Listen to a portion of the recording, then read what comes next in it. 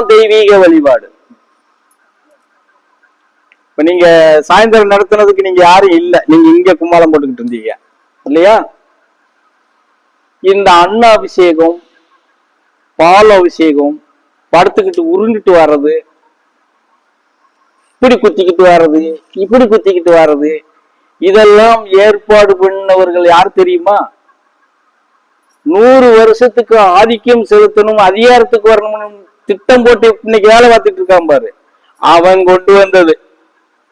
எப்படி அவன் கொண்டு வந்து உங்கள்கிட்ட பூத்திட்டான்? ஏன்னா அவனுக்கு 30 நாள் வேலை வேணும், வருமானம் வேணும். மாசத்துல குறைஞ்சது 15 நாளாக அவனுக்கு வருமானம் வரணும் இல்ல? அதுக்கான வேலை என்னென்ன பண்ண முடியுமோ அத்தனை இதுகளும் யூகம் பண்ணி அவன் உங்களுக்கு ஒரு விதாச்சார கணக்குல வகுத்து வச்சிருக்கிறான். நீங்க அது பின்னாடி ஓடிக்கிட்டு இருக்கிறீங்க. புரியுதா? இந்த விஷயத்த கணேசகுமார் கூட ஒரு முறை புரிய வச்சேன். ஐயப்பன் கோயிலுக்கு போகும்போது நாங்க இவ்வளவு அன்னதானம் போடுவோம், இப்படி இப்படி நிகழ்வுகள் நடக்கும், இதை தெரிஞ்சுக்கிட்டு வந்து அடுத்த வருஷம் நீங்க அன்னதானம் கொடுக்கறதா அங்க முடிவு பண்ணேன். கேளுங்க, இந்த சொன்னது பிரகாரம் அந்த இடத்துல அதை அவர் கண்டறிஞ்சு வந்தாரு.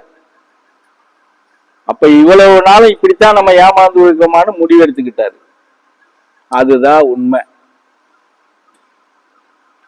நம்ம உண்மை ஐயப்ப பக்தர்களே போனா உண்மை உணர்வோட அவங்க அன்னதானம் கொடுக்கல இல்லையா? புரியுது என்ன சொல்றது? அத ஐயப்பனே வந்து தூக்கி போட்டு போற இடமெல்லாம் நீங்க பார்க்க முடியும் சாமின்னு சொன்னேன். அதை பார்த்தாரு. பாத்தீங்கல்ல? அப்ப இவ்வளவு நாள நம்ம இப்படித்தான் ஏமாந்துருக்கிறோம் அப்படின்னு அவர் எடுத்துக்கிட்டாரு. புரியுதா? அப்ப இது போலதான் இருக்கிறது. நீ சாமி கும்பிடு, நான் உங்களை வேண்டாம்லாம் சொல்ல மாட்டேன். பெருமிதத்துக்கு கும்பிடாத. எப்படி? இப்ப எல்லாம் ஊர்ல திருவிழா நடத்துறவங்களா எவனாவது உண்மையா திருவிழா நடத்துறாங்களா? அந்த தெருக்காரன் அப்படி நடத்திட்டான், போட்டி. அவனை விட நம்ம இங்க 2 மைக் செட் 2 கட்டணும்.